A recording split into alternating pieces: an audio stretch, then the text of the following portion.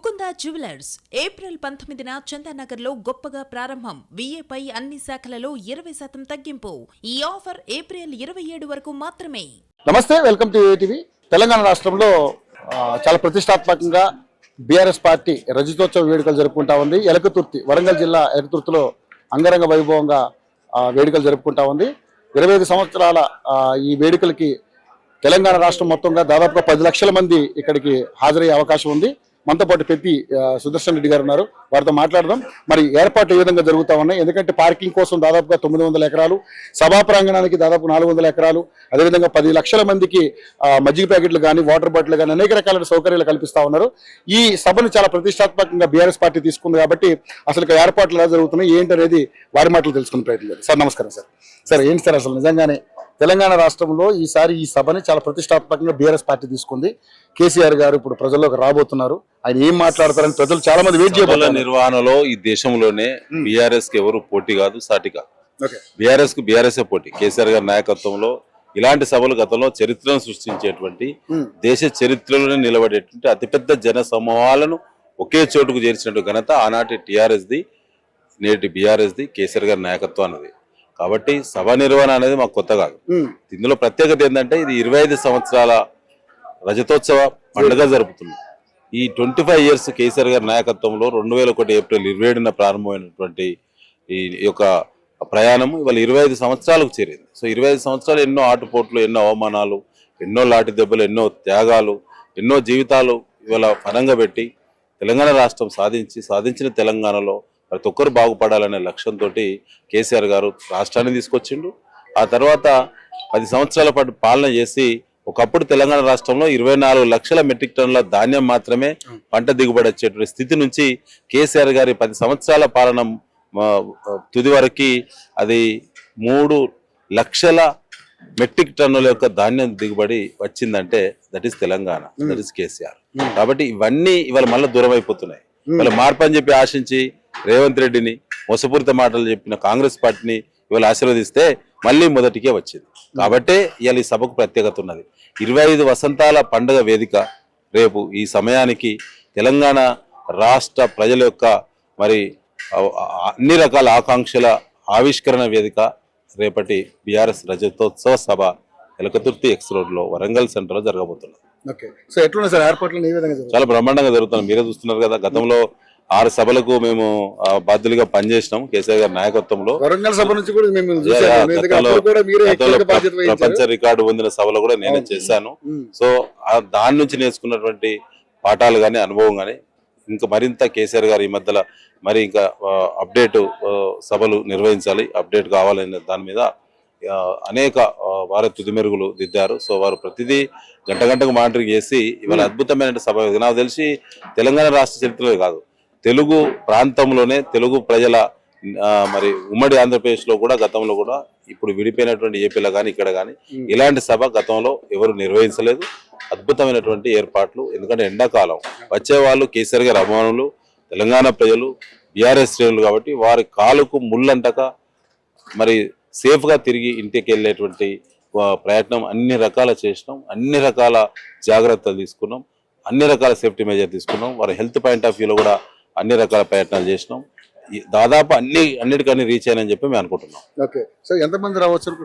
లక్షలాదిగా వస్తారు, ఇంటికొకరు వస్తారు, బయలుదేరుతారు. ఎంతమంది ఇక్కడికి రీచ్ అవుతారు ఈ సభా ప్రాంగణం మీరందరూ చూస్తారు. సభా పనులు ప్రారంభించినప్పుడు 750 ఎకరాలు అయితే సరిపోద్దని చెప్పి అంచనా ఉన్నది నెల రోజుల క్రితం.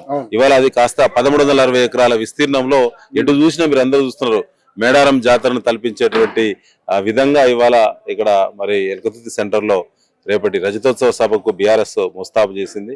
సో మీరందరూ చూస్తా ఉన్నారు.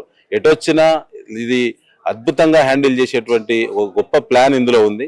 సో ఇది తప్పకుండా మంచి అప్రిషియేషన్ ప్రజల నుంచి కూడా వస్తుంది అని చెప్పి ఆశిస్తా ఉన్నాం. ఏ అంశాలు అంటే బయటకు వచ్చే అవకాశం ఉందంటారు ప్రజలకు? ఏ విధంగా తెలంగాణకు కేసీఆర్ రక్షణ కవచం, బీఆర్ఎస్ఏ తెలంగాణ గొంతుక.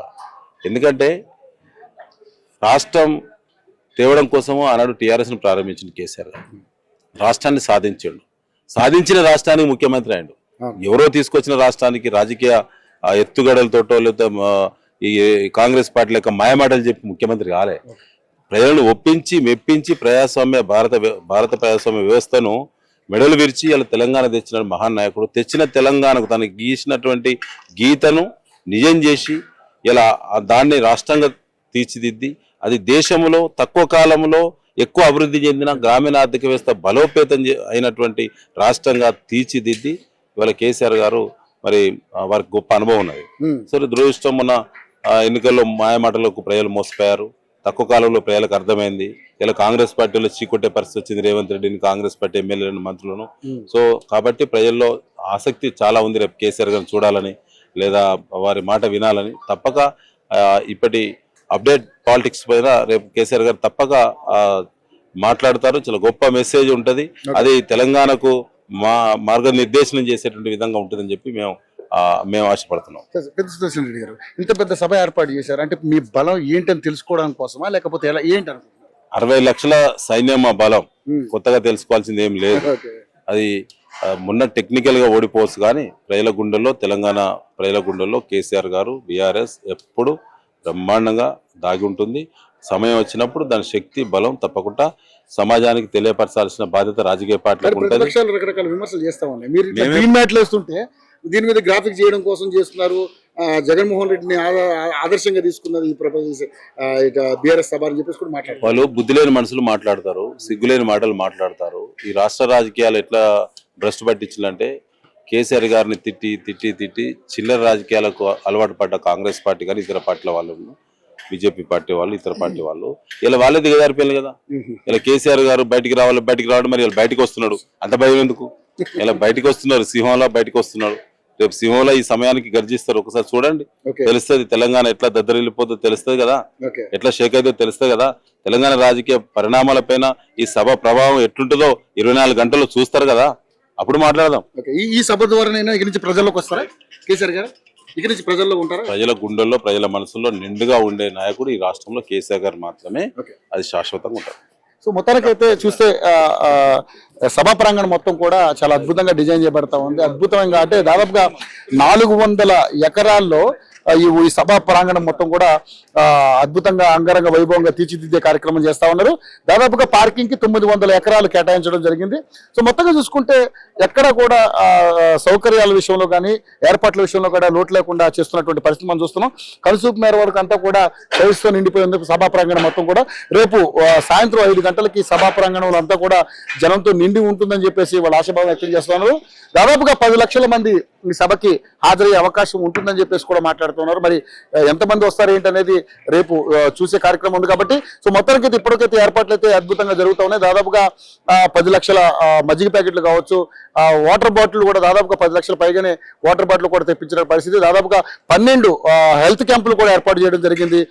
ఎక్కడ కూడా ప్రజలకి ఎటువంటి ఇబ్బంది కలగకుండా అందరూ కూడా దాదాపుగా వాలంటీర్లను కూడా 100 మంది వాలంటీర్లను కూడా ఏర్పాటు చేయడం జరిగింది. సో మొత్తంగా చూసుకుంటే సభ ప్రాంగణం మొత్తం కూడా డిజైన్ చేయబడతా ఉంది. రేపు ఈవినింగ్ సభ కార్యక్రమం స్టార్ట్ అవుతుంది కాబట్టి మొత్తం కూడా ఏర్పాట్లన్నీ కూడా అద్భుతంగా చేస్తా ఉన్నారు. మనం విజువల్స్ లో చూస్తా ఉన్నాం.